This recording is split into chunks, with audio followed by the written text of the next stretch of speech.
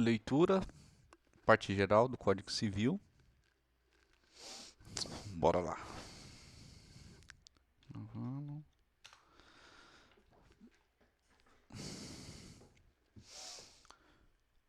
Título 1 das pessoas naturais, capítulo 1 da personalidade e da capacidade. Toda pessoa é capaz de direitos e deveres na ordem civil. A personalidade civil da pessoa começa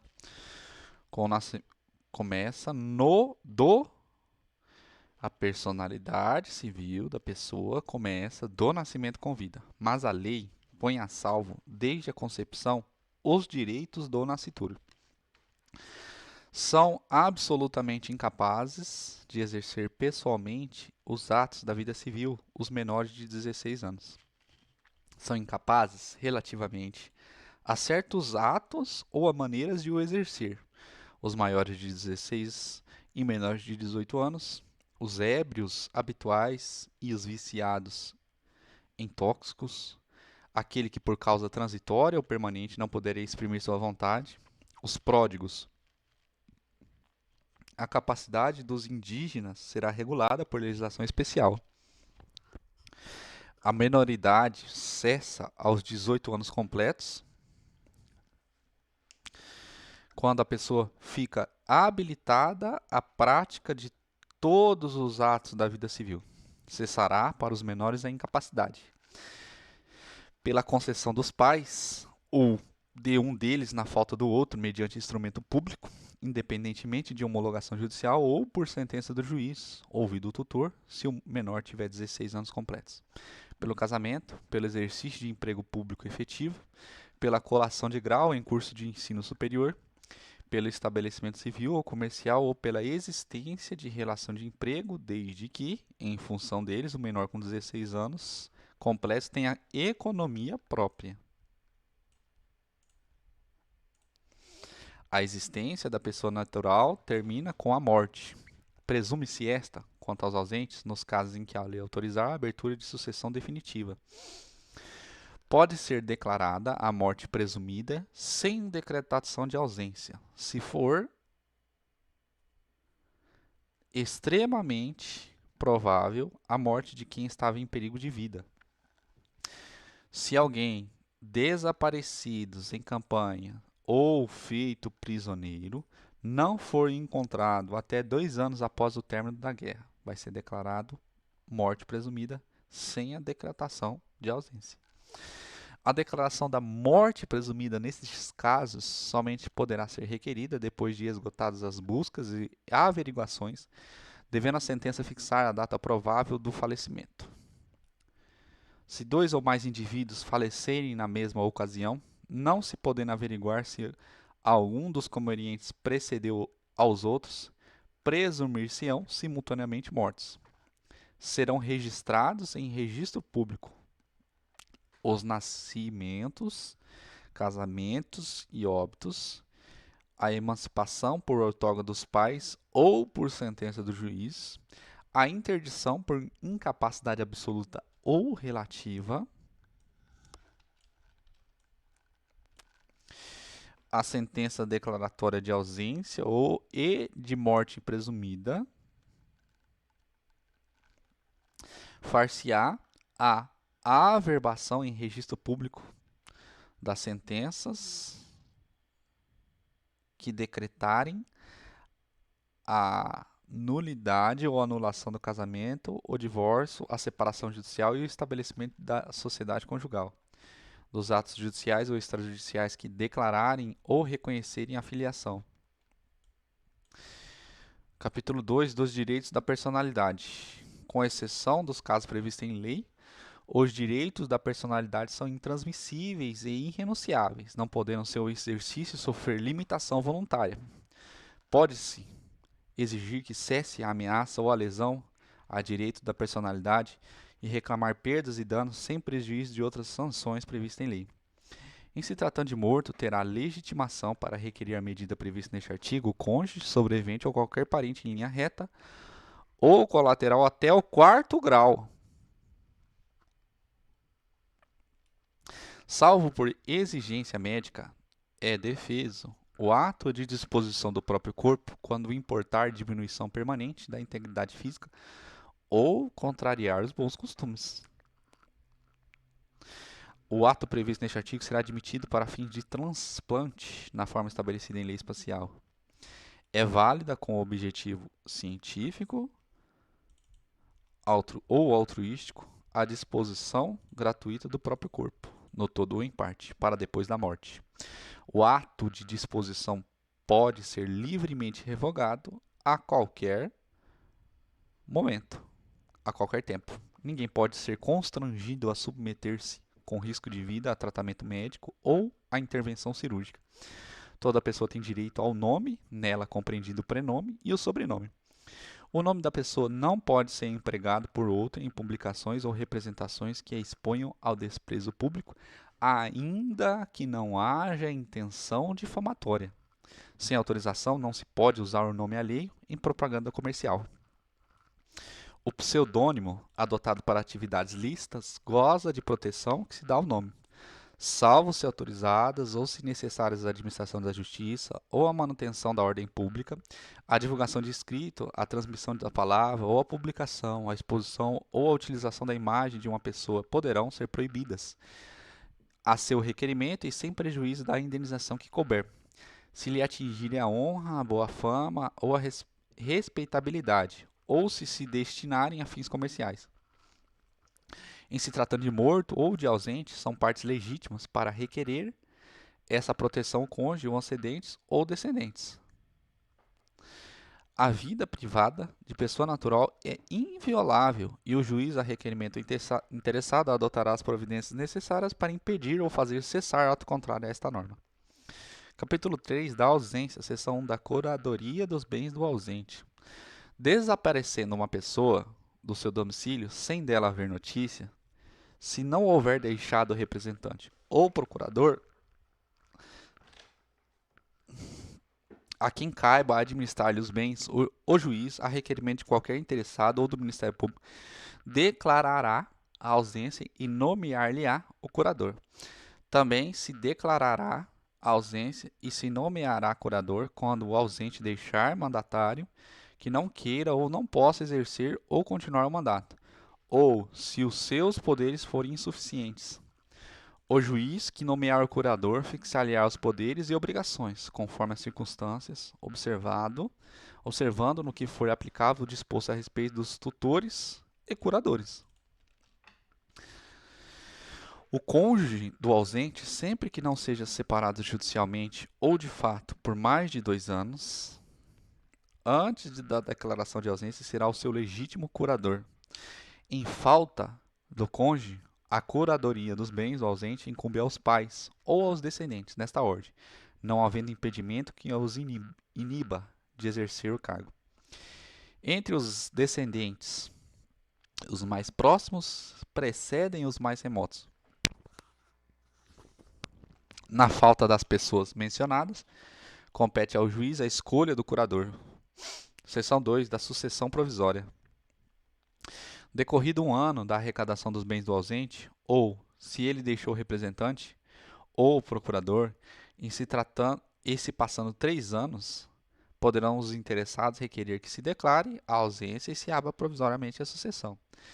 Decorreu 1 ano da arrecadação dos bens do ausente, ou, em outro caso, se ele deixou representante ou procurador em se passando 3 anos. Então, no caso, não deixou representante ou procurador, 1 ano. Deixou representante ou procurador, passou-se 3 anos. Então, são 2 casos distintos. Dentro de cada caso, poderão os interessados requerer que se declare a ausência e se abra provisoriamente a sucessão.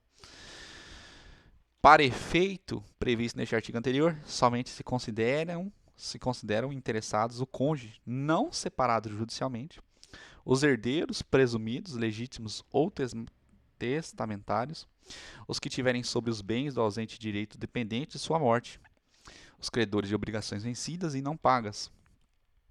A sentença que determinar a abertura da sucessão provisória só produzirá efeito 180 dias depois de publicada pela imprensa, mas, logo que passe em julgado, proceder-se-á à abertura do testamento, se houver, e ao inventário e à partilha dos bens, como se o ausente fosse falecido. Fim do prazo, aqui se refere ao artigo 26, e não havendo interessados na sucessão provisória, cumpre ao Ministério Público requerê-la ao juiz competente. Não comparecendo o herdeiro ou interessado para requerer o inventário até 30 dias depois de passar em julgada a sentença que mandar abrir a sucessão provisória. Proceder-se-á à arrecadação dos bens do ausente pela forma estabelecida no 1819 a 1823, que trata sobre a herança jacente. Falecendo alguém sem deixar testamento sem herdeiro, nem herdeiro legítimo notoriamente conhecido, os bens da herança, depois de arrecadados, ficarão sob a guarda da administração de um curador, até a sua entrega ao sucessor devidamente habilitado ou a declaração de vacância. Praticadas as diligências de arrecadação e ultimado o inventário, serão expedidos editais na forma da lei processual e decorrido 1 ano de sua primeira publicação, sem que haja herdeiro habilitado ou pena da habilitação, será a herança declarada vacante. É assegurado aos credores o direito de pedir o pagamento das dívidas reconhecidas nos limites da força da herança. A declaração de vacância da herança não prejudicará os herdeiros que legalmente se habilitarem, mas decorridos 5 anos da abertura da sucessão, os bens arrecadados passarão ao domínio do município ou do Distrito Federal, se localizado nas respectivas circunscrições, incorporando-se ao domínio da União quando situados em território federal. Não se habilitando até a declaração de vacância, os colaterais ficarão excluídos da sucessão. Quando todos os chamados a suceder renunciarem à herança, será desde logo declarado vacante.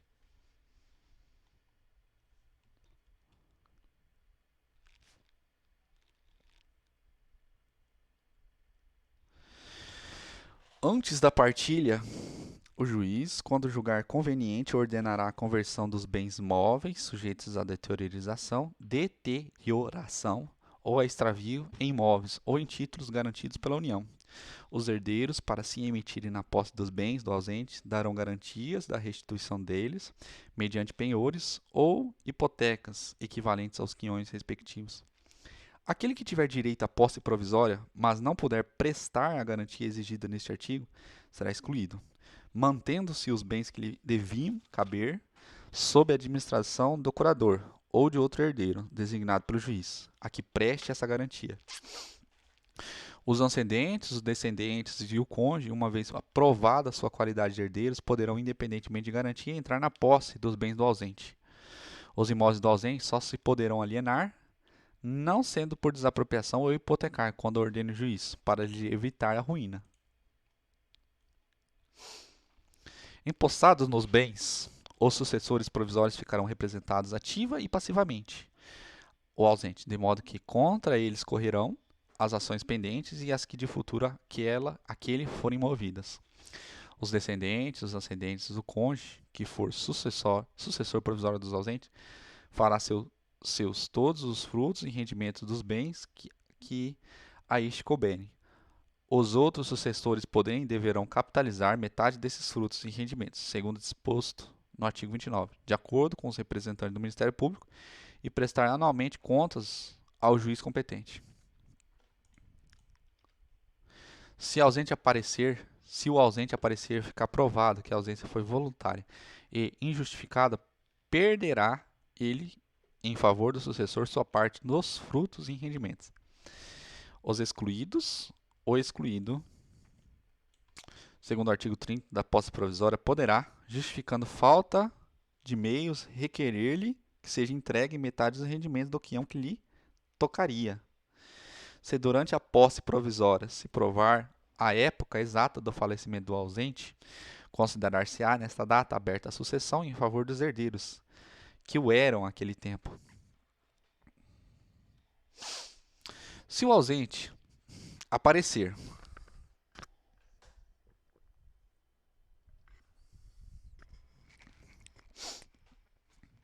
ou se lhe provar a existência depois de estabelecida a posse provisória, cessarão para logo as vantagens dos sucessores nela emitidos, ficando todavia obrigados a tomar as medidas assecuratórias precisas até a entrega dos bens a seu dono. Seção 3 da sucessão definitiva. 10 anos depois de passado em julgado, a sentença que concede a abertura da sucessão provisória poderão os interessados requerer a sucessão definitiva e o levantamento das cauções prestadas. Pode-se requerer a sucessão definitiva, também provando-se que o ausente conta 80 anos de idade e que 5 datam as últimas notícias dele. Regressando o ausente nos 10 anos seguintes à abertura da sucessão definitiva ou algum de seus descendentes ou ascendentes, aquele ou estes haverão só os bens existentes no estado em que se acharem, os subrogados em seu lugar, ou os preços que os herdeiros e demais interessados houverem recebidos pelos bens alienados depois daquele tempo.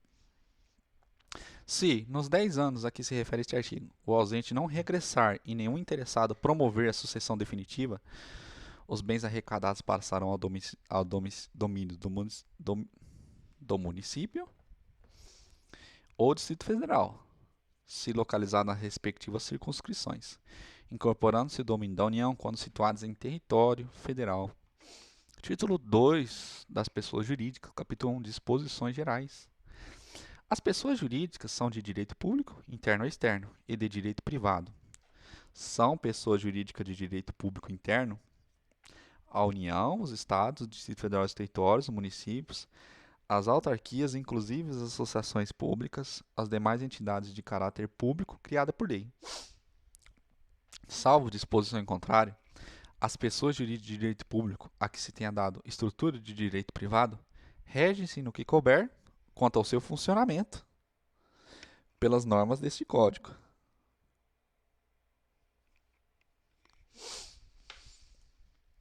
Seu funcionamento.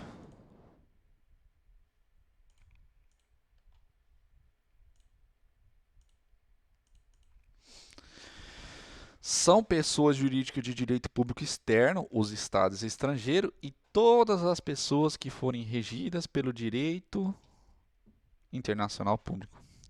As pessoas jurídicas de direito público interno são civilmente responsáveis por atos dos seus agentes que nessa qualidade causem danos a terceiros, ressalvado o direito regressivo contra os causadores do dano, se houver por parte deste culpa e dolo.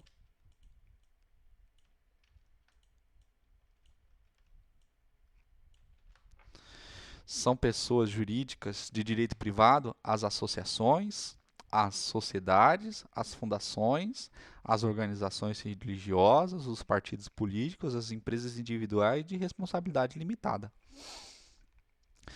São livres a criação, a organização, a estrutura interna e o funcionamento das organizações religiosas, sendo vedado ao poder público negar-lhe reconhecimento ou registro dos atos constitutivos e necessário ao seu funcionamento.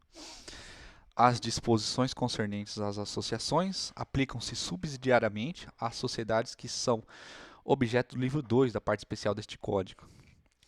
Os partidos políticos serão organizados e funcionarão conforme disposto em lei específica. Começa a existência legal das pessoas jurídicas de direito privado com a inscrição no ato constitutivo no respectivo registro, precedida, quando necessário, de autorização ou aprovação do Poder Executivo, averbando-se no registro todas as alterações por que passar o ato constitutivo.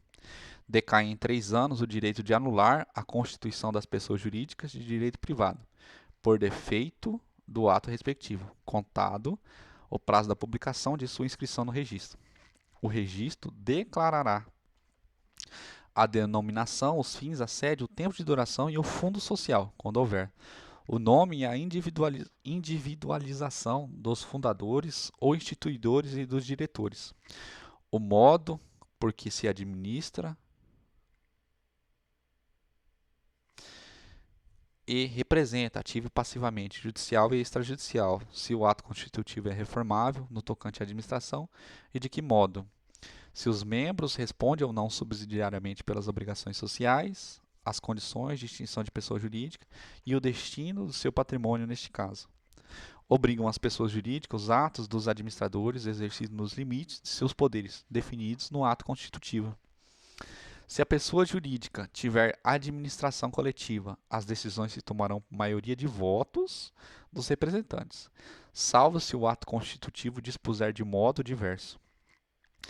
Decai em 3 anos o direito de anular as decisões que se refere a este artigo, quando violarem a lei ou estatuto, ou forem evadas de erro, dolo, simulação ou fraude.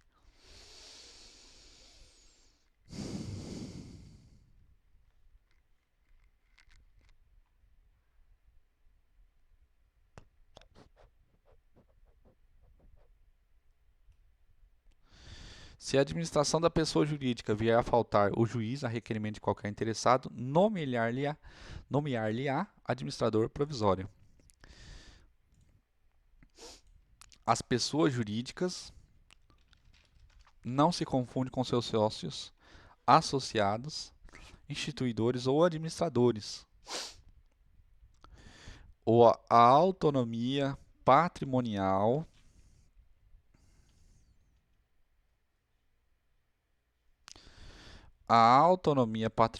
das pessoas jurídicas é um instrumento lícito de alocação e segregação de riscos, estabelecidos pela lei com a finalidade de estimular empreendimentos para a geração de empregos, tributos, renda e inovação em benefício de todos. Em caso de abuso da personalidade jurídica, caracterizado pelo desvio de finalidade ou pela confusão patrimonial, pode o juiz, a requerimento da parte ou do Ministério Público, quando lhe couber intervir no processo, desconsiderá-la para que os efeitos de certas e determinadas relações de obrigações sejam estendidos aos bens particulares de administradores ou de sócios de pessoa jurídica, beneficiados direta ou indiretamente pelo abuso. A Lei de Liberdade Econômica só acrescentou esse final, indiretamente pelo abuso.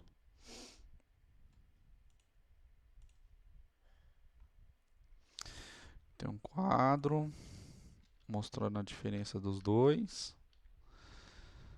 Aqui mostra. Para fins do disposto neste artigo, o que é desvio de finalidade? É a utilização da pessoa jurídica com o propósito de lesar credores e para a prática de atos ilícitos de qualquer natureza. Entende-se por confusão patrimonial a ausência de separação de fato entre o patrimônio caracterizado por cumprimento repetitivo pela sociedade de obrigações do sócio ou do administrador ou vice-versa, transferência de ativos ou de passivos sem efetivas contraprestações, exceto de valor proporcionalmente insignificante. Outros atos de descumprimento da autonomia patrimonial. O disposto no parágrafo 1º e 2º, confusão patrimonial e desvio de finalidade, também se aplica às extensões das obrigações de sócio ou de administradores à pessoa jurídica. A mera existência de grupo econômico sem a presença dos requisitos que trata o caput deste artigo não autoriza a desconsideração da personalidade jurídica. Não constitui desvio de finalidade a mera expansão ou alteração da finalidade original da atividade econômica específica da pessoa jurídica. Nos casos de dissolução da pessoa jurídica ou cessada a autorização para o seu funcionamento, ela subsistirá para fins de liquidação, até que esta se conclua. Far-se-á no registro onde a pessoa jurídica estiver inscrita a averbação de sua dissolução. As disposições para a liquidação da sociedade aplicam-se no que couber às demais pessoas jurídicas de direito privado. Encerrada a liquidação, promover-se-á o cancelamento da inscrição da pessoa jurídica. Aplica-se às pessoas jurídicas no que couber a proteção dos direitos da personalidade. Capítulo 2 das associações. Constituem-se associações pela união de pessoas que se organizem para fins não econômicos.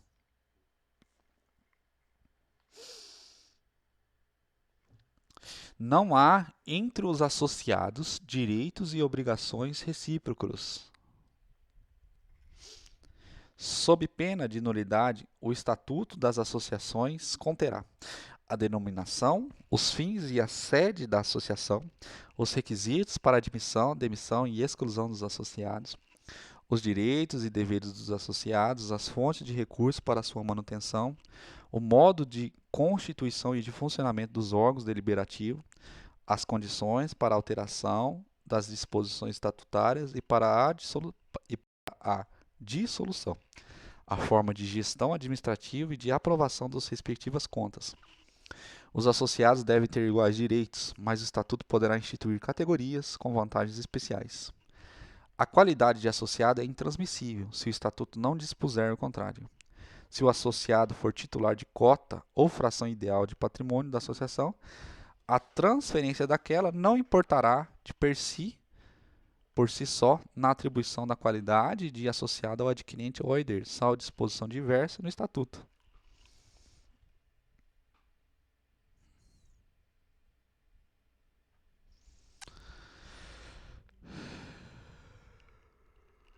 A exclusão do associado só é admissível havendo justa causa, assim reconhecida em procedimento que assegure o direito de defesa e de recurso, nos termos previstos no Estatuto. Nenhum associado poderá ser impedido de exercer direito ou em função que lhe tenha sido legitimamente conferido, a não ser nos casos e pela forma prevista em lei ou no Estatuto. Compete privativamente à Assembleia Geral destituir os administradores, alterar o Estatuto. Para as deliberações a que se refere os incisos 1 e 2 deste artigo, é exigido deliberação da Assembleia especialmente convocada para esse fim, cujo quórum será estabelecido no Estatuto, bem como os critérios de eleição dos administradores. A convocação dos órgãos deliberativos far-se-á na forma do Estatuto, garantindo a 1/5 dos associados o direito de promovê-la. Dissolvida a associação, o remanescente do seu patrimônio líquido, depois de deduzido, se for o caso, as cotas ou as frações ideais referidas no parágrafo único do artigo 56, será destinado a entidades de fins não econômicos designadas no Estatuto, ou omisso este por deliberação dos associados, à instituição municipal, estadual ou federal, de fins idênticos ou semelhantes. Por cláusula do Estatuto ou no seu silêncio, por deliberação dos associados, podem estes, antes da destinação do remanescente referida neste artigo, receber em restituição, atualizado o respectivo valor, as contribuições que tiverem prestados ao patrimônio da associação.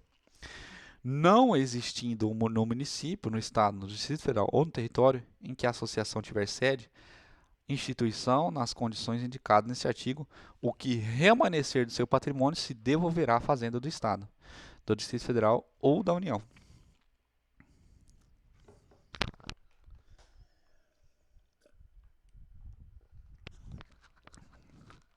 Capítulo 3 das fundações. Para criar uma fundação, o seu instituidor fará por escritura pública ou testamento,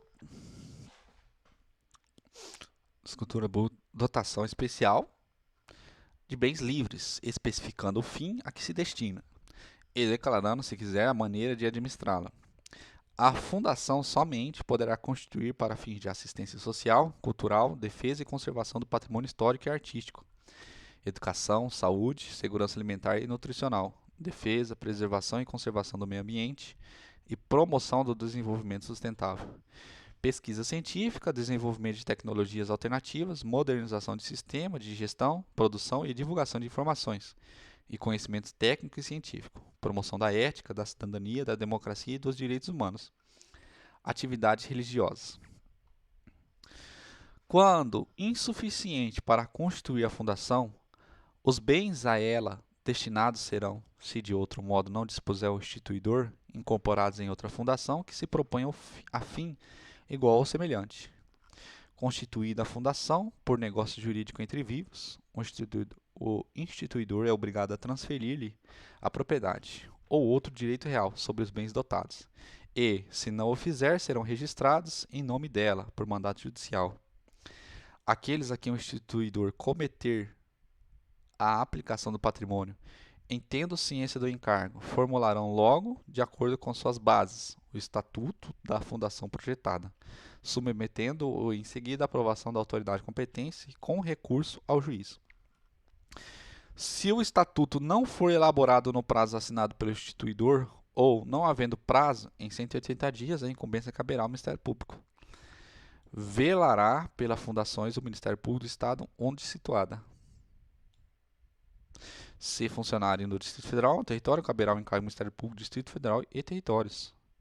Se estenderem as atividades por mais de um estado, caberá um encargo em cada uma delas ao respectivo Ministério Público. Para que se possa alterar o estatuto da fundação, é necessário que a reforma seja deliberada por 2/3 dos competentes para gerir e representar a fundação.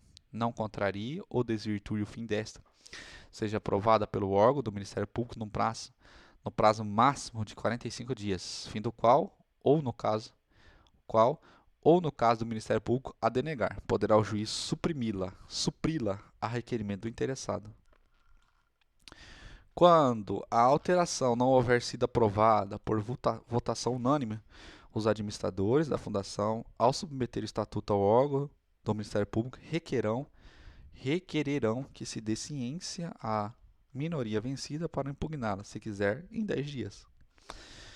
Torna-se ilícita, impossível ou inútil a finalidade a que visa a fundação, ou vencido o prazo de sua existência, o órgão do Ministério Público ou qualquer interessado lhe promova a extinção, incorporando-se ao seu patrimônio, salvo disposição em contrário no ato constitutivo ou no estatuto, em outra fundação designada pelo juiz, que se propõe a fim igual ou semelhante. Título 3, do domicílio. O domicílio da pessoa natural é o lugar onde ela estabelece a sua residência com ânimo definitivo.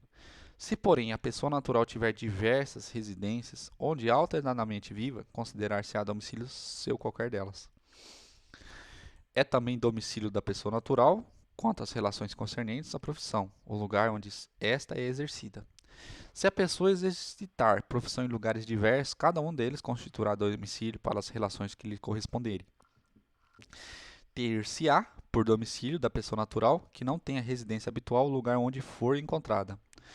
Muda-se o domicílio transferindo a residência, com a intenção manifesta de o mudar. A prova da intenção resultará do que declarar a pessoa às municipalidades dos lugares que deixa e para onde vai, ou, se tais declarações não fizer, da própria mudança com as circunstâncias que o acompanharem. Quanto às pessoas jurídicas, o domicílio é da União, o Distrito Federal, dos Estados e territórios, respectivas capitais, os municípios, o lugar onde funciona a administração municipal,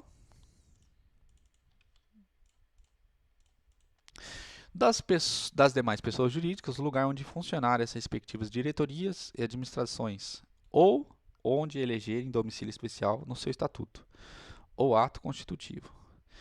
Tendo a pessoa jurídica diversos estabelecimentos em lugares diferentes, cada um deles será considerado domicílio para os atos nele praticados.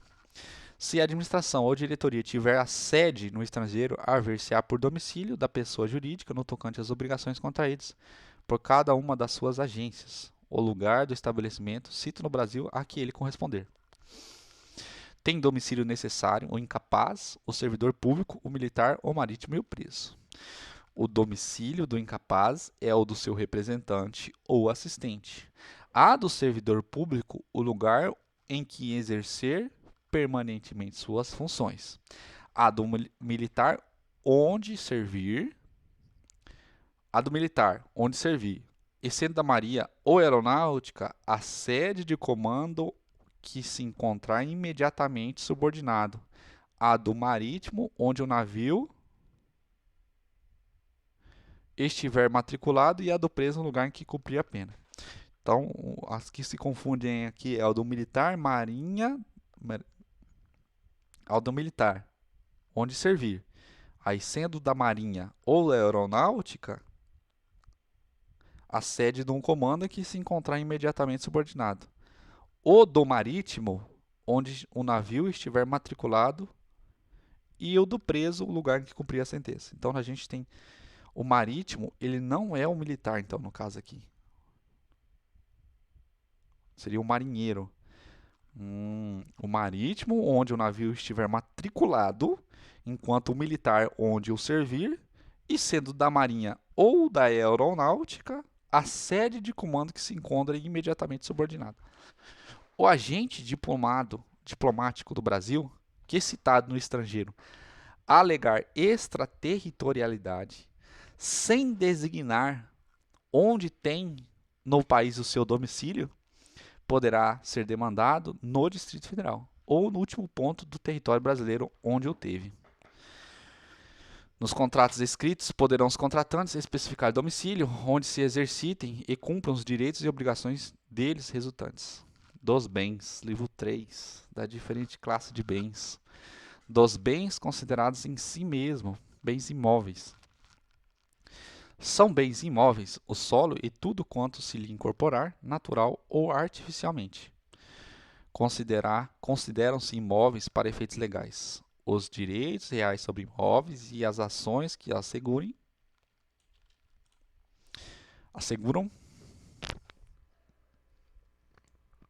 o direito à sucessão aberta. Não perdem o caráter de imóveis as edificações que, separadas aos solos, mas conservando sua unidade, forem removidas para outro local. Os materiais provisoriamente separados por um prédio, para nele se reempregarem. Seção 2 dos bens móveis. São os móveis os bens suscetíveis de movimento próprio ou de remoção por força alheia, sem alteração da substância ou da destinação econômica social. Considera-se móveis, para efeitos legais, as energias que tenham valor econômico, os direitos reais sobre objetos móveis e as ações correspondentes. Os direitos pessoais de caráter patrimonial e respectivas ações. Os materiais destinados a alguma construção, enquanto não forem empregados, conservam-se sua qualidade de móveis. Readquirem essa qualidade os provenientes de demolição de algum prédio. Seção 3 dos bens fungíveis e consumíveis. São fungíveis os móveis que podem substituir por outros da mesma espécie, qualidade e quantidade. São consumíveis os bens móveis cujo uso importa destruição imediata da própria substância, sendo também considerados tais os destinados à alienação. Seção 4 dos bens divisíveis. Bens divisíveis são os que se podem fracionar sem alteração da sua substância, diminuição considerável de valor, ou prejuízo do uso a que se destinam. Os bens naturalmente divisíveis podem tornar-se indivisíveis por determinação da lei ou por vontade das partes. Seção 5 dos bens singulares e coletivos. São singulares os bens que, embora reunidos, se consideram de per si, independentemente dos demais. Constitui universalidade de fato a pluralidade de bens singulares, que, pertinentes à mesma pessoa, tenham destinação unitária. Os bens que formam essa universalidade podem ser objeto de relações jurídicas próprias. Constitui universalidade de direito o complexo de relações jurídicas de uma pessoa dotada de valor econômico. Capítulo 2 dos bens reciprocamente considerados. Principal é o bem que existe sobre si, abstrata ou concretamente. Acessório, aquele cuja existência supõe a do principal. São pertenças os bens que, não constituindo partes integrantes, se destinam de modo duradouro ao uso, ao serviço ou ao aformoseamento de outro.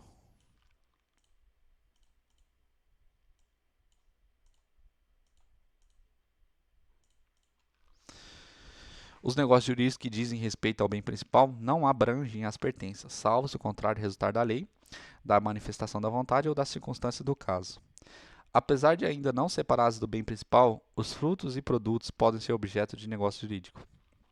As benfeitorias podem ser voluptuárias, úteis ou necessárias. São voluptuárias as de mero deleite ou recreio, que não aumentam o uso habitual do bem, ainda que o torne mais agradável, ou sejam de elevado valor. São úteis as que aumentam ou facilitam o uso do bem. São necessárias as que têm por fim conservar o bem ou evitar que se deteriore. Não se consideram benfeitoria os melhoramentos ou acréscimos sobrevindos ao bem sem a intervenção do proprietário, possuidor ou detentor. Capítulo 3 dos bens públicos. São públicos os bens do domínio nacional pertencentes às pessoas jurídicas de direito público interno. Todos os outros são particulares, seja qual for a pessoa que pertencerem. São bens públicos, o de uso comum do povo, tais como os rios, mares, estradas, ruas e praças. Os de usos especiais, tais como os edifícios ou terrenos destinados a serviço ou estabelecimento da administração federal, estadual, territorial ou municipal, inclusive de suas autarquias.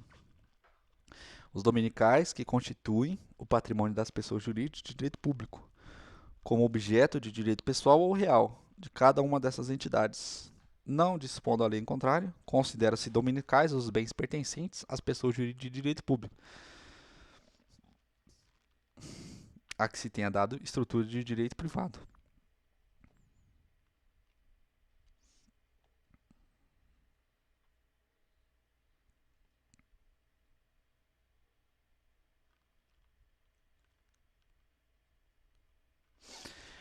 Os bens públicos de uso comum do povo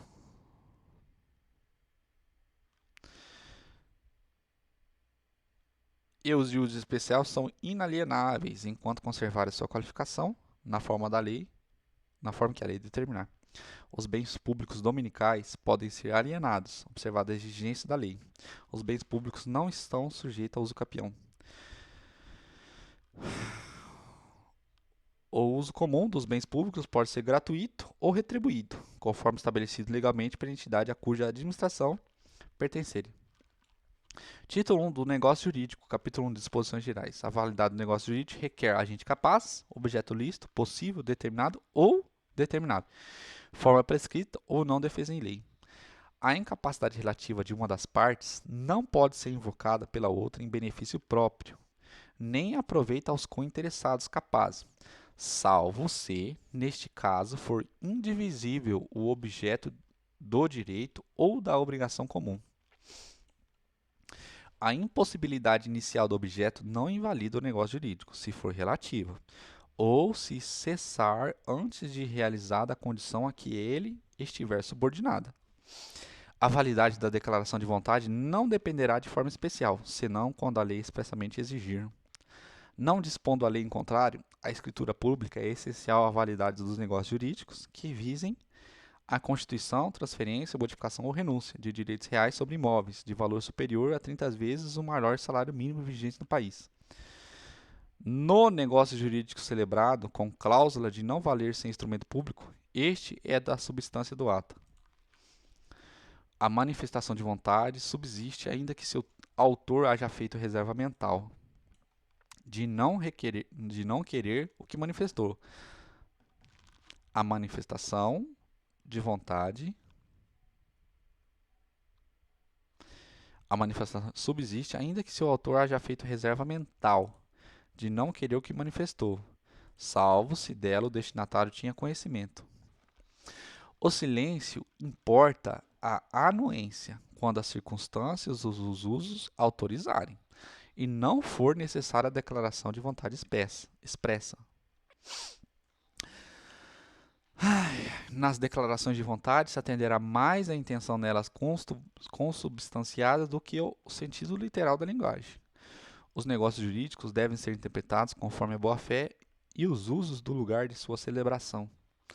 A interpretação do negócio jurídico deve lhe atribuir o sentido que for confirmado pelo A interpretação do negócio jurídico deve lhe atribuir o sentido que foi confirmado pelo comportamento das partes posterior à celebração do negócio, corresponder aos usos, costumes e práticas de mercados relativos ao tipo de negócio, corresponder à boa-fé, for mais benéfico à parte que não redigiu o dispositivo sem identificável.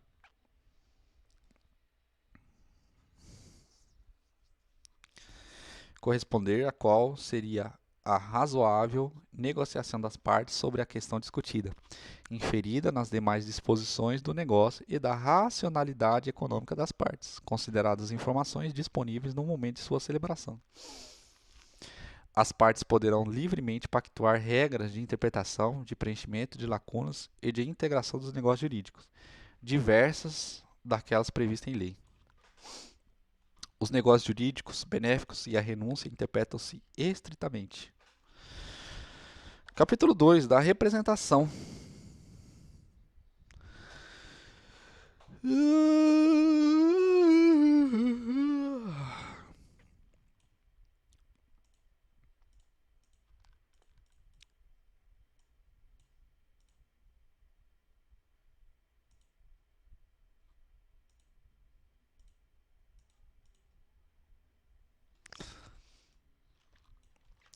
Capítulo 2 da representação. Os poderes de representação conferem-se por lei ou pelo interessado. A manifestação de vontade pelo representante, nos limites de seu poder, produz efeitos em relação ao representado.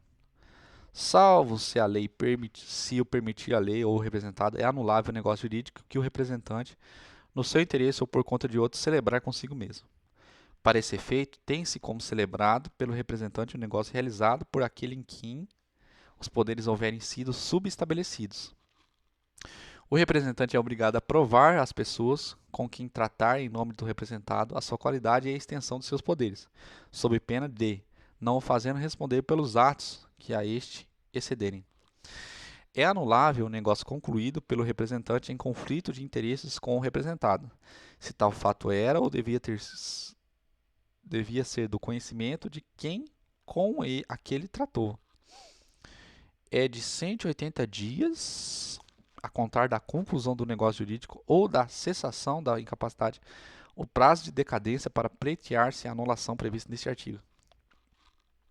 Os requisitos e os efeitos da representação legal são estabelecidos nas normas respectivas. Os da representação voluntária são as da parte especial deste Código.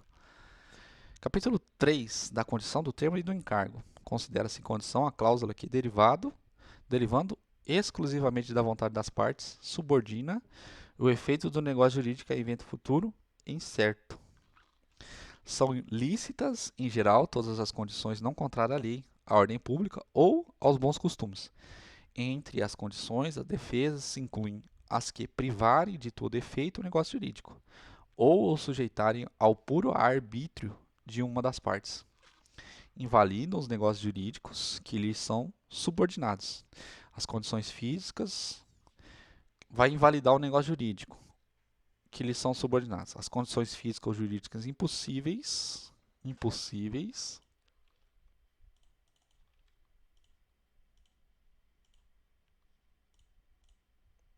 quando suspensiva,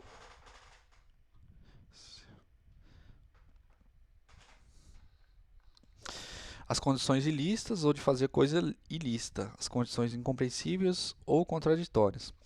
Tem-se por inexistente as condições impossíveis, quando resolutivas.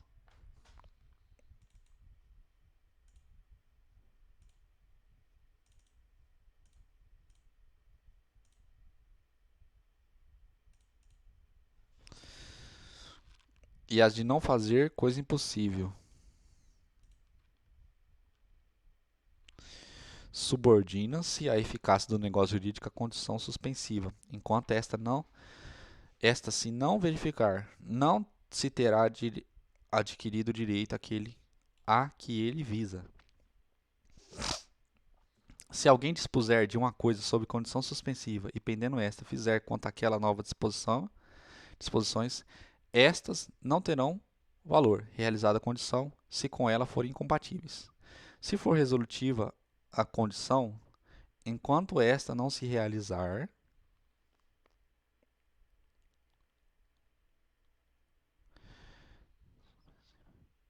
vigorará o negócio jurídico, podendo exercer-se desde a conclusão deste o direito a ele estabelecido. Sobrevindo a condição resolutiva, extingue-se para todos os efeitos o direito a que ela se opõe. Mas, se aposta a um negócio de execução continuada ou periódica, a sua realização, salvo disposição em contrário, não tem eficácia quanto aos atos já praticados, desde que compatíveis com a natureza da condição pendente e conforme os ditames de boa-fé. Reputa-se verificada, quanto aos efeitos jurídicos, a condição cujo implemento for maliciosamente obstado pela parte a quem desfavorecer, considerando-se, ao contrário, não verificada a condição maliciosamente levada a efeito por aquele a quem aproveita o seu implemento. Ao titular do direito eventual, nos casos de condições suspensiva ou resolutiva, é permitido praticar os atos destinados a conservá-lo. O termo inicial suspende o exercício, mas não a aquisição do direito. Salvo disposição legal ou convencional em contrário,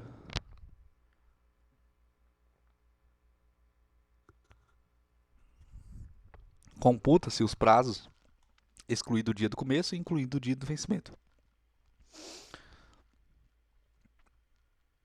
Se o dia do vencimento cair em feriado, considerar-se-á prorrogado o prazo até o seguinte dia útil.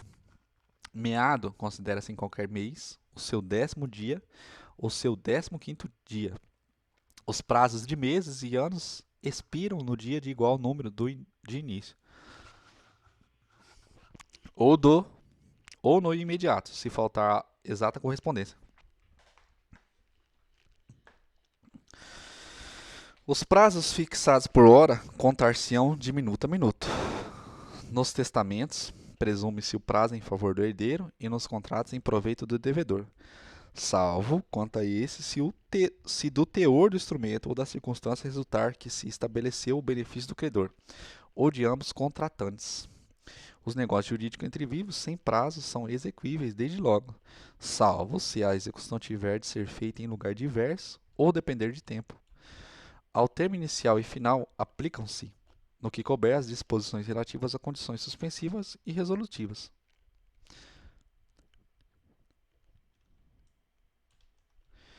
O encargo não suspende a aquisição nem o exercício do direito, salvo quando expressamente imposto no negócio jurídico, pelo disponente, como condição suspensiva. Considera-se não escrito um encargo ilícito ou impossível, salvo se constituir motivo determinante da liberalidade, caso em que se invalida o negócio jurídico. Dos defeitos do negócio jurídico, seção 1.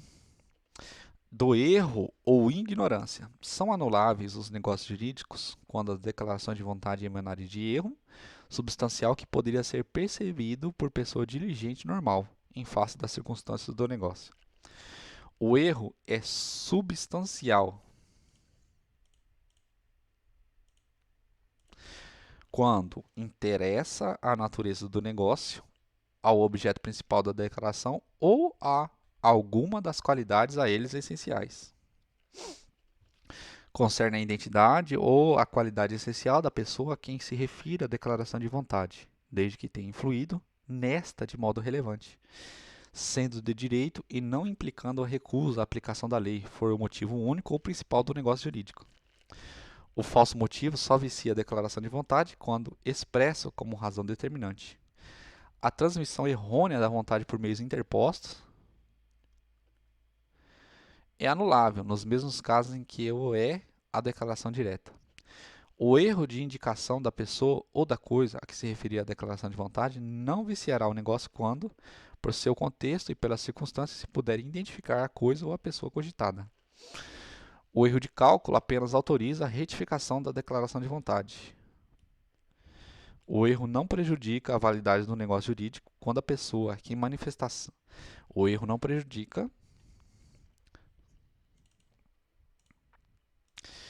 a validade do negócio jurídico quando a pessoa a quem a manifestação de vontade se dirige se oferecer para executá-la na conformidade da vontade real do manifestante. Seção 2 do dolo. São os negócios jurídicos anuláveis por dolo quando este for a sua causa. O dolo acidental só obriga a satisfação das perdas e danos, e é acidental quando a seu despeito o negócio seria realizado, embora de outro modo. Nos negócios jurídicos bilaterais, o silêncio intencional de uma das partes a respeito de fato ou qualidade que a outra parte acha ignorada constitui omissão dolosa, provando-se que sem ela o negócio não se teria celebrado.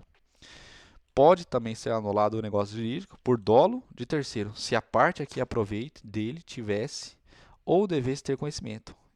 Em caso contrário, ainda que subsista um negócio jurídico, o terceiro responderá por todas as perdas e danos da parte em que ele ludibriou.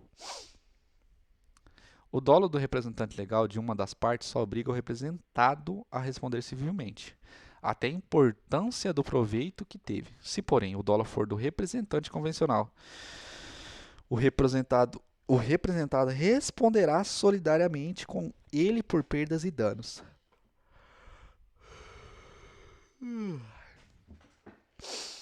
Se ambas as partes procederem com dolo, nenhuma pode alegar para anular o negócio ou reclamar indenização. Seção 3 da coação. A coação, para viciar a declaração de vontade, há de ser tal que incuta ao paciente fundado temor de dano iminente e considerável à sua pessoa, à sua família ou aos seus bens. Se disser respeito à pessoa não pertencente à família do paciente, o juiz, com base nas circunstâncias, decidirá se houve coação.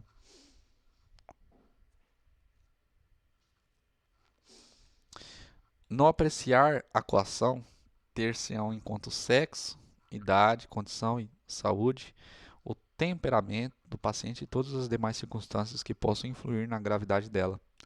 Não se considera coação a ameaça do exercício normal de um direito, nem o simples temor reverencial.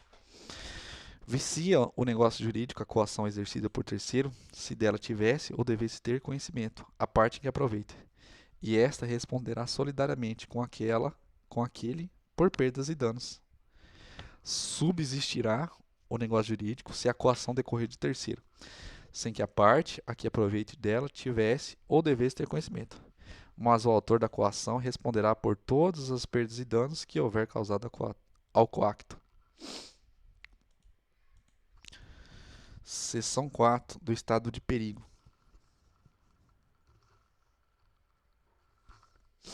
Configura-se o estado de perigo quando alguém, premido de necessidade de salvar-se, ou a pessoa de sua família de grave dano, conhecido pela outra parte, assume obrigação excessivamente onerosa.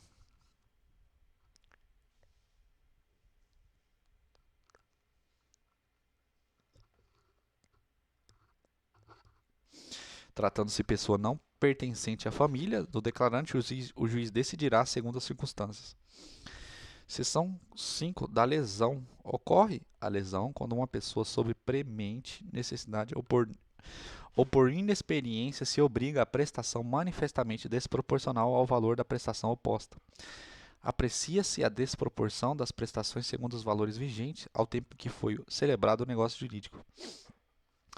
Não se decreta anulação do negócio se for oferecido suplemento suficiente ou se a parte favorecida concordar com a redução do proveito. Seção 6 da fraude contra credores.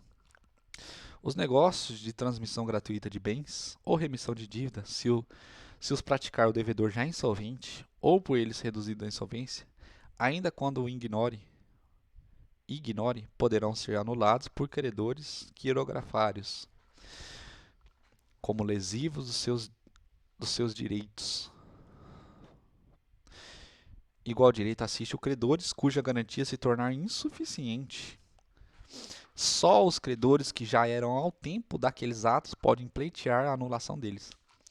Serão igualmente anuláveis os contratos onerosos de devedor insolvente, quando a insolvência for notória ou houver motivo para ser conhecida de outro contratante.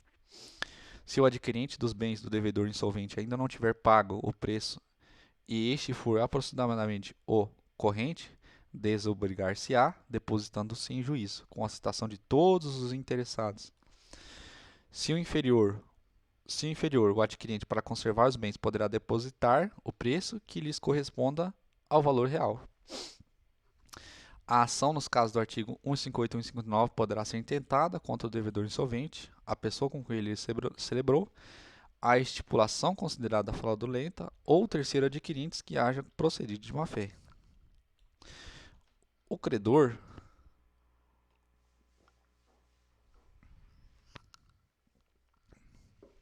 quirografário que receber do devedor insolvente o pagamento de dívida ainda não vencida,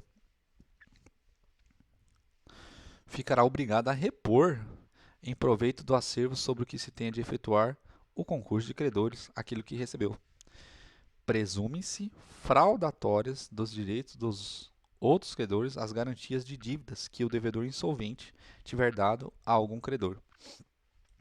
Presume-se, porém, de boa-fé e valem-se os negócios ordinários indispensáveis à manutenção do estabelecimento mercantil, rural ou industrial, ou à subsistência do devedor e de sua família. Anulados os negócios fraudulentos, as vantagens resultantes se reverterão em proveito do acervo sobre que se tenha de efetuar o concurso de credores.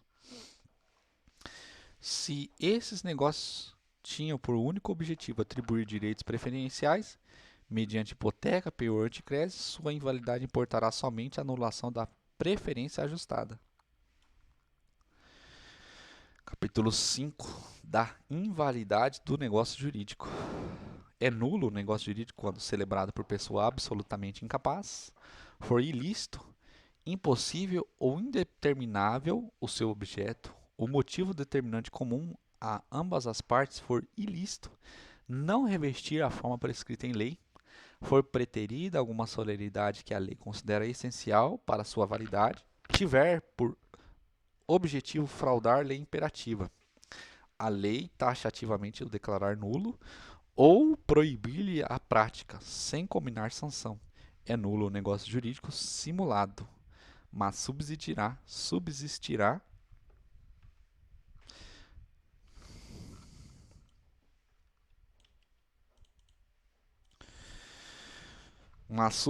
o que se dissimulou, se válido for substância e na forma.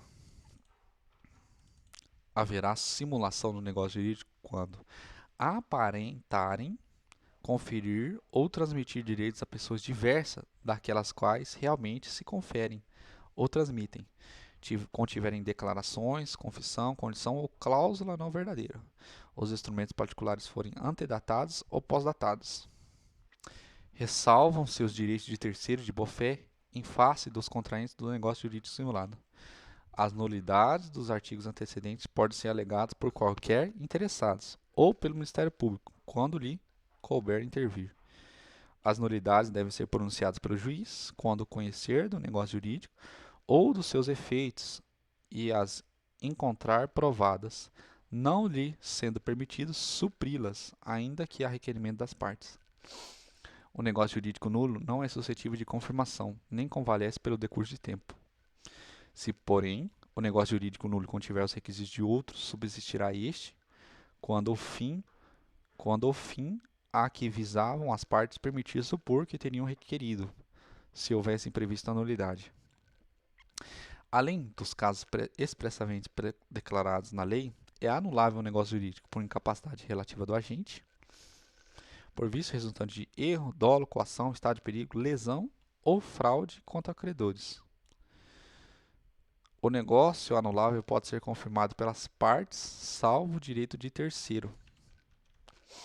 O ato de confirmação deve conter a substância do negócio celebrado e a vontade expressa de mantê-lo. É escusada a confirmação expressa quando o negócio já foi cumprido em parte pelo devedor, ciente do vício que o inquinava. A confirmação expressa ou a execução voluntária do negócio anulável, nos termos dos artigos 172 a 174, importa a extinção de todas as ações ou exceções de que contra ele dispusesse o devedor. Quando a anulabilidade do ato resultar da falta de autorização do terceiro, será validado se este ader posteriormente. A anulabilidade não tem efeito antes de julgado por sentença, nem se pronuncia de ofício, só os interessados a podem alegar e aproveita exclusivamente aos que alegarem, salvo o caso de solidariedade ou indivisibilidade. É de 4 anos o prazo de decadência para pleitear a anulação do negócio jurídico contado da coação, um dia que ela cessar, do erro, do dolo, fraude contra credores, estado de perigo ou lesão do dia em que se realizou o negócio jurídico, no de atos incapazes, no dia em que cessar a incapacidade. Quando a lei dispuser que determinado ato é anulável sem estabelecer prazo para pleitear-se a anulação, será este de 2 anos. Ato, ato. Quanto aqui é negócio jurídico. A contar da data da conclusão do ato.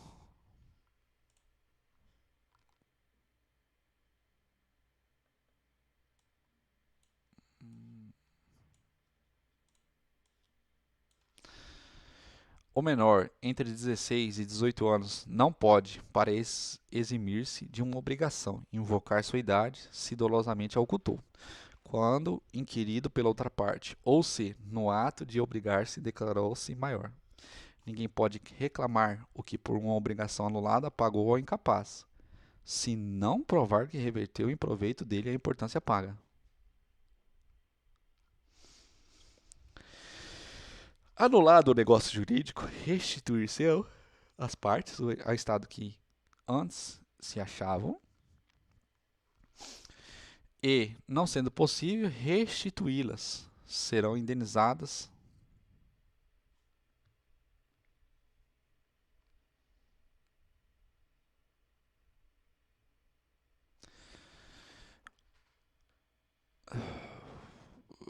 anulado o negócio jurídico, restituir-se-ão as partes ao estado em que antes deles se achavam e, não sendo possível, restituí-las. Serão indenizadas com o equivalente. A invalidade do instrumento não induz a do negócio jurídico sempre que este puder provar-se por outro meio. Respeitada a intenção das partes, a invalidade parcial de um negócio jurídico não o prejudicará na parte válida, se esta for separável. A invalidade da obrigação principal implica das obrigações acessórias, mas desta não induz ao da obrigação principal.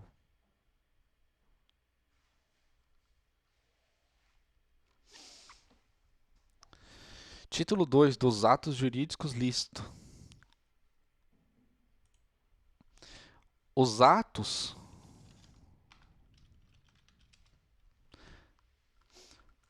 jurídicos lícitos que não sejam negócios jurídicos aplicam-se no que couber as disposições do título anterior.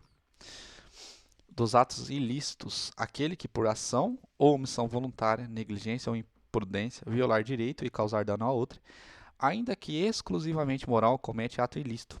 Também comete ato ilícito o titular de um direito que, ao exercê-lo, excede manifestamente os limites impostos pelos seus fins econômicos ou social, pela boa-fé ou pelos bons costumes. Não constitui ato ilícito a prática em legítima defesa ou no exercício regular de um direito reconhecido, a deterioração ou destruição de coisa alheia ou a lesão da pessoa a fim de remover perigo iminente. No caso do inciso 2, o ato será legítimo somente quando as circunstâncias tornarem absolutamente necessário, não excedendo os limites do dispensável para a remoção do perigo.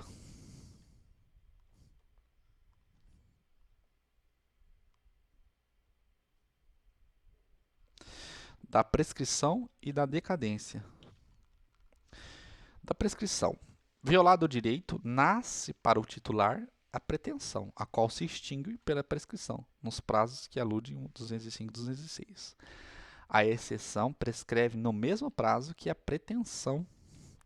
A renúncia da prescrição pode ser expressa ou tácita, e só valerá sendo feita sem prejuízo de terceiro, depois que a prescrição se consumar. Tácita é a renúncia quando se presume de fatos do interessado, incompatíveis com a prescrição. Os prazos de prescrição não podem ser alterados por acordo das partes. A prescrição pode ser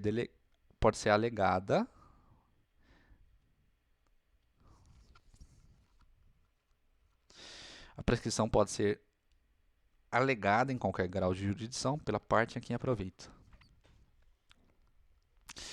Os relativamente incapazes e as pessoas jurídicas têm ação contra os seus assistentes ou representantes legais que derem causa à prescrição, ou não alegarem oportunamente. A prescrição iniciada contra uma pessoa continua a correr contra o seu sucessor.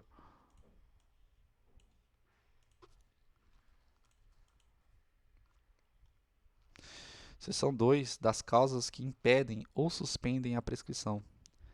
Não corre a prescrição entre cônjuges, na constância da sociedade conjugal, entre ascendentes e descendentes durante o poder familiar, entre tutelados ou curatelados e seus tutores ou curadores durante a tutela e curatela. Também não corre a prescrição contra incapazes, de que trata o artigo 3, contra os ausentes do país em serviços públicos da União, dos estados ou do município, contra os que se acharem servindo nas Forças Armadas em tempo de guerra. Não corre igualmente prescrição pendendo condição suspensiva, não estando vencido o prazo, pendendo ação de evicção. Quando a ação se originar de fato que deva ser apurada no juízo criminal, não correrá a prescrição antes da respectiva sentença definitiva. Suspensa a prescrição em favor de um dos credores solidários, só aproveitam os outros se a obrigação for indivisível. Seção 3. Das causas que interrompem a prescrição. A interrupção da prescrição, que somente poderá ocorrer uma vez, dar-se-á por despacho do juiz, mesmo incompetente, que ordenar a citação, se o interessado a promover no prazo e na forma da lei processual, por protesto nas condições do inciso antecedente, por protesto cambial, pela apresentação do título de crédito em juiz de inventário ou em concurso de credores, por qualquer ato judicial que constitui in mora o devedor, por qualquer ato inequívoco, ainda que extrajudicial, que importa em reconhecimento do direito pelo devedor. A prescrição interrompida recomeça a correr da data em que interrompeu, ou do último ato que o processo para interromper.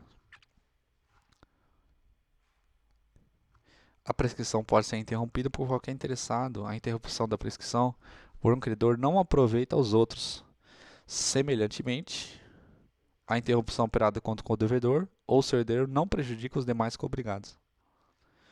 Diferentemente das obrigações dos credores solidários, que vai aproveitar e tem que ser indivisível. A interrupção por um dos credores solidários aproveita aos outros, assim como na interrupção efetuada contra o devedor solidário envolve os demais de seus herdeiros. Na interrupção. E aqui nós estamos falando na suspensão.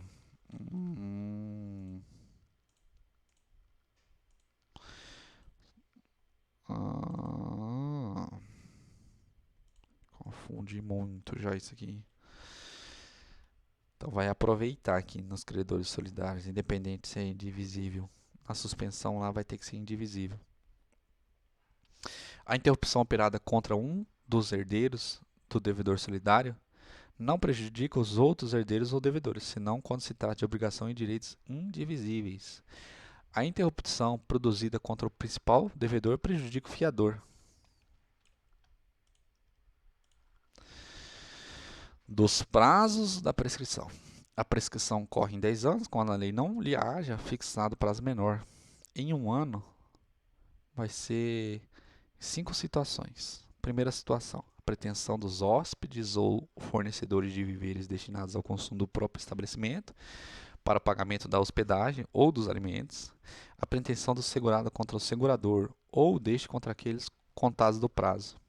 Para o segurado, no caso de seguro de responsabilidade civil, da data em que é citado para responder à ação de indenização proposta pelo terceiro prejudicado, ou da data em que este indeniza com a anuência do segurador. Quanto aos demais seguros, da ciência do fato gerador da pretensão. A pretensão dos tabeliães, auxiliares da justiça, eventuários judiciais, árbitros e peritos, pela percepção de emolumentos, custos e honorários. A pretensão contra os peritos, pela avaliação dos bens que entraram para a formação do capital de sociedade anônima, contado da publicação do ata da Assembleia que provar o laudo.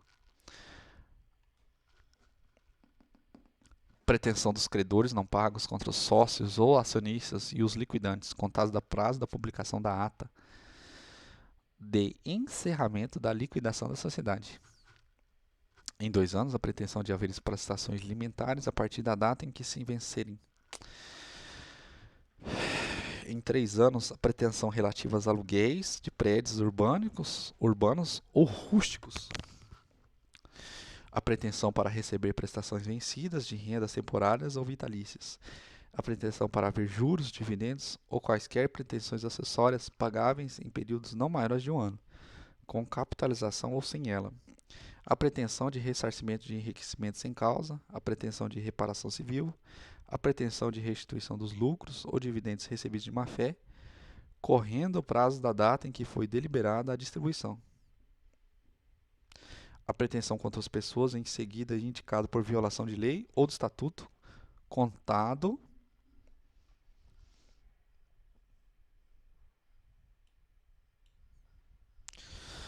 o prazo para os fundadores da publicação dos atos constitutivos da sociedade anônima, para os administradores ou fiscais de apresentação aos sócios do balanço referente ao exercício em que a violação tenha sido praticada, ou da reunião ou assembleia geral que dela deva tomar conhecimento.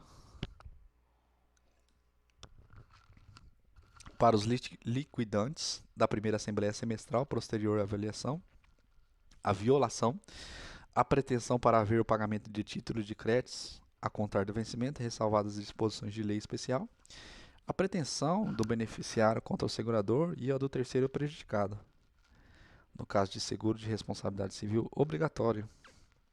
Em 4 anos, a pretensão relativa à tutela, a contar da data da aprovação das contas. Em 5 anos, a pretensão de cobrança de dívidas líquidas constantes de instrumento público ou particular.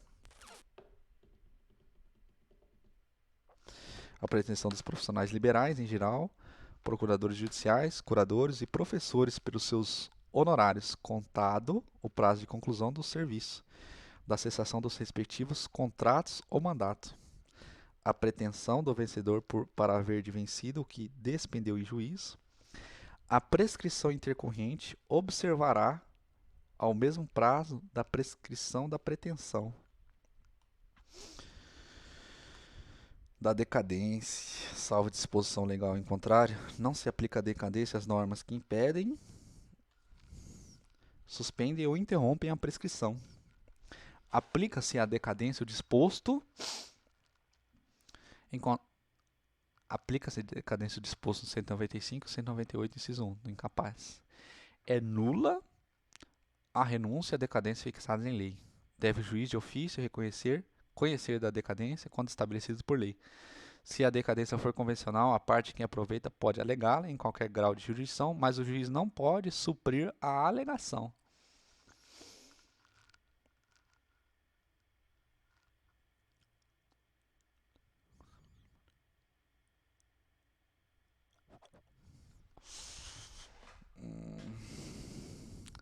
Da prova, salvo o negócio que se põe em forma especial, o fato jurídico pode ser provado mediante confissão, documento, testemunha, presunção, perícia. Não tem eficácia a confissão, se porém de quem não é capaz de dispor do direito a que se referem os fatos confessados. Se feita a confissão por um representante, somente é eficaz nos limites em que este pode vincular o representado. A confissão é irrevogável, mas pode ser anulada se decorreu de erro de fato ou de coação. A escritura pública, lavrada em notas de tabelião, é documento dotado de fé pública, fazendo prova plena.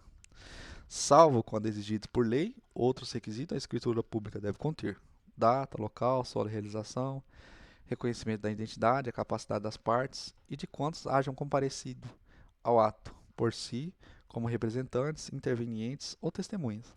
Nome, nacionalidade, estado civil, profissão, domicílio e residência das partes e demais comparecentes, com a indicação quanto ao necessário no regime de bens do casamento. Nome de outro cônjuge e filiação. Manifestação clara da vontade das partes e dos intervenientes. Referência ao cumprimento das exigências legais e fiscais inerentes à legitimidade do ato. A declaração de ter sido lida na presença das partes e demais comparecentes, ou de que todos os leram. A assinatura das partes e dos demais comparecentes, bem como a do tabelião ou seu substituto legal, encerrando o ato. Se algum comparecente não puder ou não souber escrever, outra pessoa capaz assinará por ele, a seu rogo. A escritura será redigida na língua nacional. Se qualquer dos comparecentes não souber a língua nacional e o tabelião não entender o idioma em que se expressa, deverá comparecer tradutor público para servir de intérprete, ou, não havendo na localidade outra pessoa capaz que, a juízo do tabelião, tenha idoneidade e reconhecimento bastante. Se algum dos comparecentes não for conhecido do tabelião, nem puder identificar-se por documento, deverão participar do ato pelo menos 2 testemunhas, que o conheçam e atestem sua identidade. Farão a mesma prova que os originais das certidões textuais de qualquer peça judicial, do protocolo da audiência ou de outro qualquer livro a cargo do escrivão, sendo extraídas por ele ou sob sua vigilância ou por ele subscritas, assim como translados de autos, quando por outro escrivão consertados. Terão a mesma força probante os translados e as certidões extraídos por tabelião ou oficial de registro de instrumento ou documento lançado em suas notas. Os translados e as certidões considerar-se-ão instrumentos públicos se os originais se houverem produzidos em juízo como prova de algum ato. As declarações constantes de documentos assinados presumem-se verdadeiras em relação aos signatários. Não tendo relação direta, porém, com as disposições principais ou com a legitimidade das partes, as declarações anunciativas não eximem os interessados em suas veracidade do ônus de prová-las. A anuência ou a autorização de outro em necessária validade do ato provar-se-á do mesmo modo que este, e constará, sempre que se possa, do próprio instrumento. O instrumento particular feito e assinado, ou somente assinado por quem esteja na livre disposição e administração de seus bens, prova as obrigações convencionais de qualquer valor, mas os seus efeitos, bem como os da cessão, não se operam a respeito de terceiro, antes de registrado no registro público. A prova de instrumento particular pode suprir-se pelas outras de caráter legal. O telegrama, quando lhe for contestada a autenticidade, faz prova mediante conferência com o original assinado. A cópia fotográfica de documento conferida por tabelião de notas valerá como prova de declaração de vontade, mas, impugnada sua autenticidade, deverá ser exibida o original. A prova não supre a ausência do título de crédito ou do original, nos casos em que a lei ou as circunstâncias condicionarem o exercício do direito à sua exibição. Os documentos redigidos em língua estrangeira serão traduzidos para o português para ter efeitos legais no país. As reproduções fotográficas, cinematográficas, os registros fonográficos e, em geral, quaisquer outras reproduções mecânicas ou eletrônicas de fatos ou de coisas fazem prova plena destes, se a parte contra quem forem exibidos não lhe forem impugnadas a exatidão. Os livros e fichas dos empresários e sociedades provam contra as pessoas a que pertencem e ao seu favor quando escriturados sem vícios, extrínseco ou intrínseco, forem confirmados por outros subsídios. A prova resultante dos livros e fichas não é bastante nos casos em que a lei exige escritura pública ou escrito particular, revestido de requisitos especiais e pode ser lidida pela comprovação de falsidade ou pela inexatidão dos lançamentos. Qualquer que seja o valor do negócio jurídico, a prova testemunhal é admissível com subsidiária ou complementar da prova por escrito. Não podem ser admitidos como testemunha os menores de 16 anos, o interessado